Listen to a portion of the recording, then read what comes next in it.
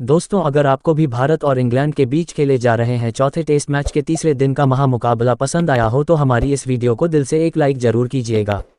आज की इस वीडियो को लाइक टारगेट सिर्फ और सिर्फ 3000 लाइक्स है, तो लाइक करना तो बिल्कुल भी मत भूलिएगा। तो अब आपका ज़्यादा समय ना लेते हुए फटाफट तीसरे दिन की सुपर एक्साइटिंग हाइलाइट्स को दिखाते हैं। दोस्तों, तीसरे दिन जसप्रीत बुमराह के बाद भारतीय गेंदबाजों मोहम्मद सिराज और आकाशदीप ने ऐसा तूफान मचाया कि इंग्लैंड की पूरी बल्लेबाजी लाइनअप घुटने टेकने के लिए मजबूर हो गई। जी हां दोस्तों, तीसरे दिन का रोमांचक मुकाबला शुरू हुआ तो टीम इंडिया की रणनीति हुई थी कि शुरुआत में ही विकेट निकाले जाएं। दोस्तों, भारत और इंग्लैंड के बीच मैनचेस्टर के ओल्ड ट्रैफर्ड में खेले जा रहे चौथे टेस्ट मैच के तीसरे दिन का खेल इतना रोमांचक रहा कि हर गेंद पर दर्शकों की सांसें थम गई। पहले 2 दिन भारत की बल्लेबाजी ने इंग्लैंड के गेंदबाजों को चारों खाने चित कर दिया था। भारत ने अपनी पहली पारी में 498 रनों का विशाल स्कोर खड़ा किया, जिसमें केएल राहुल, शुभमन गिल और ऋषभ पंत ने शानदार शतक जड़े, जबकि रविंद्र जडेजा ने 78 रनों की तूफानी पारी खेली। आज तीसरे दिन इंग्लैंड की टीम बल्लेबाजी के लिए उतरी और भारतीय गेंदबाजों ने ऐसा कहर बरपाया कि इंग्लैंड के बल्लेबाज घुटने टेकने के लिए मजबूर हो गए। जी हां दोस्तों, मैनचेस्टर के मैदान पर सुबह जैसे ही तीसरे दिन का खेल शुरू हुआ, मैनचेस्टर की पिच पर हल्की नमी थी, जो भारतीय तेज गेंदबाजों के लिए किसी वरदान से कम नहीं थी। इंग्लैंड की पारी की शुरुआत करने उतरे सलामी बल्लेबाज जैक क्रोली और बेन डिकेट, जबकि टीम इंडिया की तरफ से पहला ओवर लेकर आए जसप्रीत बुमराह, जिन्हें दुनिया का सबसे खतरनाक तेज गेंदबाज माना जाता है। बुमराह ने अपनी पहली गेंद पर जैक क्रोली को परेशान कर दिया। गेंद ऑफ स्टंप के बाहर थी, तेजी से अंदर आए और क्रोली ने इसे डिफेंड करने की कोशिश की, लेकिन गेंद उनके बल्ले को चूम कर निकल गई। दूसरी गेंद पर बुमराह ने एक तेज आउट स्विंगर फेंका, जिसे क्रोली ने मिड ऑन ऑफ की दिशा में खेलकर एक रन लिया। अब स्ट्राइक पर थे बेन डिकेट। बुमराह की तीसरी गेंद एक घातक यॉर्कर थी, जिसे डिकेट ने डिफेंस किया। इस ओवर में इंग्लैंड को सिर्फ एक रन मिला और बुमराह ने साफ कर दिया कि भारत शुरुआत से ही दबाव बनाएगा। टीम इंडिया की तरफ से विकेट की तलाश में दूसरा ओवर लेकर आए मोहम्मद सिराज, जिनकी रफ्तार और स्विंग ने डिकेट को तुरंत परेशानी में डाल दिया। सिराज की पहली गेंद एक तेज आउट स्विंगर थी, जिसे डिकेट ने हिट की कोशिश की, लेकिन गेंद उनके बल्ले से लगकर विकेटकीपर ऋषभ पंत के दस्तानों की ओर गई। पंत ने छलांग लगाई, लेकिन गेंद उनके दस्तानों से छिटक गई। इस तरीके से बेन डिकेट को जीवनदान मिल गया। सिराज दूसरे ओवर में कोई रन नहीं दिया और इंग्लैंड का स्कोर था 1 रन बिना किसी नुकसान के।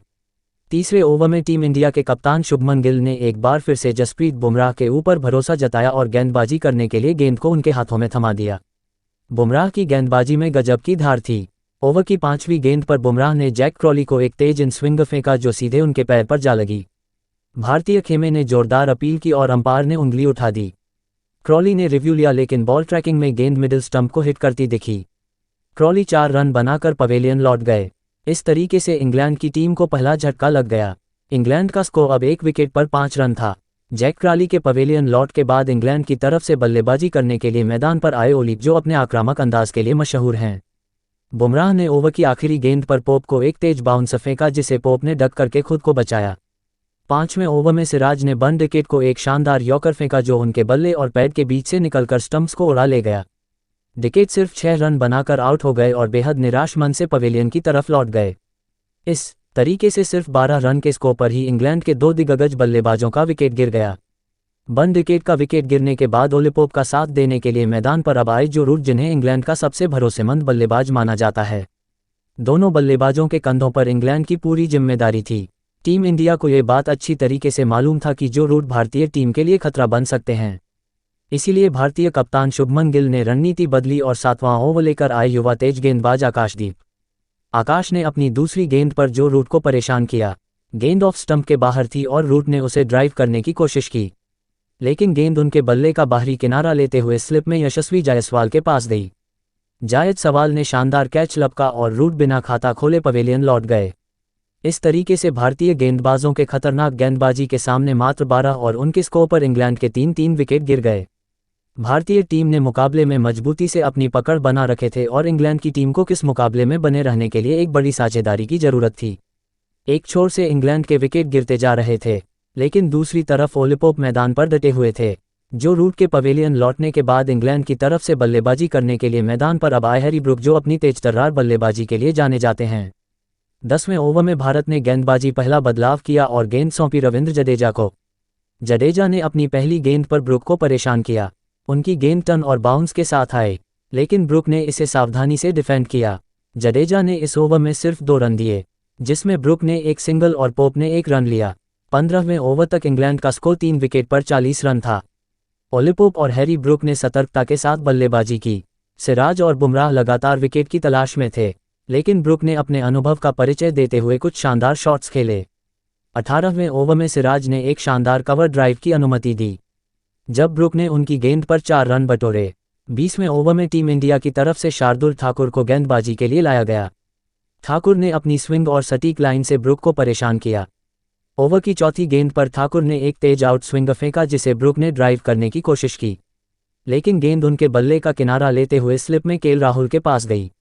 राहुल ने कोई गलती नहीं की और ब्रुक 15 रन बनाकर आउट हो गए। इंग्लैंड का स्कोर अब 4 विकेट पर 55 रन था। हैरी ब्रुक का विकेट गिरने के बाद मैदान पर अब आए खुद इंग्लैंड के कप्तान बन स्टोक्स और उनके कंधों पर पारी को संभालने की जिम्मेदारी थी। 25वें ओवर तक इंग्लैंड ने सावधानी से खेलते हुए स्कोर को 4 विकेट पर 80 रन तक पहुंचाया। ओली पोप ने जडेजा के खिलाफ एक स्वीप शॉट खेलकर 4 रन बटोरे, जबकि स्टोक्स ने आकाशदीप की गेंद पर एक शानदार कट शॉट खेला। लंच से ठीक पहले 30वें ओवर में वाशिंगटन सुंदर को गेंदबाजी के लिए लाया गया। सुंदर ने अपनी ऑफ स्पिन से ओली पोप को परेशान किया। ओवर की 5वीं गेंद पर सुंदर ने एक फ्लाइटेड गेंद फेंकी, जिसे पोप ने ड्राइव करने की कोशिश की, लेकिन गेंद टर्न होकर उनके बल्ले का किनारा ले गई और स्लिप में शुभमन गिल ने आसान कैच पकड़ लिया। पोप 20 रन बनाकर आउट हुए। लंच के समय इंग्लैंड का स्कोर 5 विकेट के नुकसान पर 100 रन था। अब इंग्लैंड की पारी को बन स्टोक्स और जेमी स्मिथ मिलकर संभाल रहे थे और इंग्लैंड की उम्मीदें अब इन दोनों पर टिकी थी। लंच के बाद भारतीय गेंदबाजों ने और भी आक्रामक रुख अपनाया। 31वें ओवर में जसप्रीत बुमराह ने भी स्टोक्स के खिलाफ तेज गेंदबाजी की। उनकी एक तेज बाउंसर को स्टोक्स ने हुक करने की कोशिश की, लेकिन गेंद उनके बल्ले का ऊपरी किनारा लेते हुए हवा में गई। मिड विकेट पर साई सुदर्शन ने शानदार कैच लपका और स्टोक्स 18 रन बनाकर आउट हो गए। इंग्लैंड का स्कोर अब 6 विकेट पर 110 रन था। बन स्टोक्स के पेवेलियन लौटने के बाद जेमी स्मिथ का साथ देने के लिए मैदान पर अब आए क्रिस वोक्स। 35वें ओवर तक इंग्लैंड का स्कोर 6 विकेट पर 135 रन था। जेमी स्मिथ और क्रिस वोक्स ने सावधानी से बल्लेबाजी की। स्मिथ ने सिराज की गेंद पर एक शानदार कवर ड्राइव खेलकर 4 रन बटोरे, जबकि वोक्स ने जडेजा के खिलाफ एक सिंगल लिया। 40वें ओवर में रविंद्र जडेजा ने फिर से कमाल दिखाया। उनकी एक टर्निंग गेंद ने जेमी स्मिथ को अपना शिकार बनाया। गेंद उनके बल्ले का किनारा लेते हुए स्लिप में यशस्वी जायसवाल के पास गई। जायसवाल ने शानदार कैच लपका और स्मिथ 15 रन बनाकर आउट हो गए। इंग्लैंड का स्कोर अब 7 विकेट पर 155 रन था। दोस्तों, जिस तरीके से टीम इंडिया के खतरनाक गेंदबाजी के सामने इंग्लैंड के विकेट गिर रहे थे, उसे देखकर तो ऐसा लग रहा था कि जल्द ही इंग्लैंड की पारी समाप्त हो जाएगी। 45वें ओवर तक इंग्लैंड ने सावधानी से खेलते हुए स्कोर को 7 विकेट पर 180 रन तक पहुंचाया। क्रिस वक्स और ब्राइडन काज ने कुछ अच्छे शॉट्स खेले। वोक्स ने आकाशदीप की गेंद पर एक शानदार लॉफ्टेड कवर ड्राइव खेलकर 4 रन बटोरे, जबकि काज ने जडेजा के खिलाफ एक स्वीप शॉट खेला। 50वें ओवर में शार्दुल ठाकुर ने काज के खिलाफ एक तेज आउट स्विंग फेंका, लेकिन काज ने इसे सावधानी से डिफेंड किया। 55वें ओवर तक इंग्लैंड का स्कोर 7 विकेट पर 210 रन था। वोक्स ने वाशिंगटन सुंदर की गेंद पर एक शानदार कट शॉट खेलकर 4 रन बटोरे। टी ब्रेक होने तक इंग्लैंड का स्कोर 7 विकेट के नुकसान पर 230 रन था। टी ब्रेक के बाद भारतीय गेंदबाजों ने और भी जोरदार वापसी की। 61वें ओवर में रविंद्र जडेजा ने क्रिस वोक्स को एक शानदार टर्निंग गेंद फेंकी, जिसे वोक्स ने डिफेंड करने की कोशिश की, लेकिन गेंद उनके बल्ले का किनारा लेते हुए स्लिप में शुभमन गिल के पास गई। वोक्स 35 रन बनाकर आउट हुए। इंग्लैंड का स्कोर अब 8 विकेट पर 235 रन था। मैदान पर अब आए जोफ्रा आर्चर। 65वें ओवर में आकाशदीप ने ब्राइडन काज के खिलाफ एक तेज बाउंसर फेंका। काज ने इसे हुक करने की कोशिश की, लेकिन गेंद उनके बल्ले का ऊपरी किनारा लेते हुए फाइन लेग पर साई सुदर्शन के पास गई। सुदर्शन ने शानदार कैच लपका और काज 20 रन बनाकर आउट हुए। इंग्लैंड का स्कोर अब 9 विकेट पर 245 रन था। अब इंग्लैंड की पारी समाप्ति की कगार पर पहुंच चुकी थी। 70वें ओवर तक इंग्लैंड का स्कोर 9 विकेट पर 245 रन था। 260 रन था। जोफ्रा आर्चर और शोएब बशीर ने कुछ अच्छे शॉट्स खेले।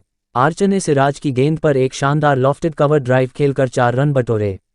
75वें ओवर में जसप्रीत बुमराह ने फिर से कमाल दिखाया। उनकी एक तेज इन स्विंगर ने जोफ्रा आर्चर को क्लीन बोल्ड कर दिया। जोफ्रा आर्चर 25 रन बनाकर अपना विकेट गंवा बैठे। इस तरीके से इंग्लैंड की टीम 265 रनों पर ही ऑल आउट हो गई। तो दोस्तों, ये रहा भारत और इंग्लैंड के बीच चौथे टेस्ट मैच के तीसरे दिन की शानदार हाइलाइट्स, जिसमें भारत के गेंदबाजों खासकर जसप्रीत बुमराह के साथ साथ रविंद्र जडेजा ने खतरनाक गेंदबाजी करते हुए इंग्लैंड के टॉप ऑर्डर बल्लेबाजी को घुटने टेकने के लिए मजबूर कर दिया। इसके बाद मोहम्मद सिराज, आकाशदीप और शार्दुल ठाकुर ने भी जबरदस्त गेंदबाजी करते हुए इंग्लैंड की पारी को समाप्त कर दिया। दोस्तों, तीसरे दिन टीम इंडिया की तरफ से गेंदबाजी करते हुए जसप्रीत बुमराह ने 4 विकेट, रविंद्र जडेजा ने 3 विकेट लिए, तो वहीं मोहम्मद सिराज, आकाशदीप और शार्दुल ठाकुर ने एक एक विकेट लिया। इंग्लैंड की ओर से क्रिस वॉक्स ने सबसे ज़्यादा 35 रन बनाए, लेकिन कोई भी बल्लेबाज भारतीय गेंदबाजों के सामने टिक नहीं सका। भारत को अब 235 रनों की विशाल बढ़त हासिल है और चौथा दिन बेहद रोमांचक होने वाला है। तो दोस्तों, देखा आपने कैसे टीम इंडिया ने शानदार वापसी करते हुए न सिर्फ तीसरे टेस्ट मैच में हार का बदला लिया, बल्कि चौथे टेस्ट मैच में मजबूत स्थिति में है और ऐसा लग रहा है कि अब भारतीय टीम चौथे टेस्ट मैच को जीतकर सीरीज को 2-2 से बराबर कर देगी। लेकिन दोस्तों, अब आपको क्या लगता है, भारत और इंग्लैंड के बीच खेले जा रहे चौथे टेस्ट मैच को कौन सी टीम जीतेगी? क्या टीम इंडिया इसी परफॉर्मेंस को कायम रखते हुए चौथे टेस्ट मैच को अपने नाम करेगी या फिर इंग्लैंड की टीम पलटवार करते हुए मैच को काफी ज्यादा रोमांचक बनाएंगी? आप खुद नीचे कमेंट करके बताइए और क्रिकेट जगत से संबंधित ऐसी ही नई नई वीडियो के लिए हमारे चैनल को जरूर सब्सक्राइब करिए। धन्यवाद।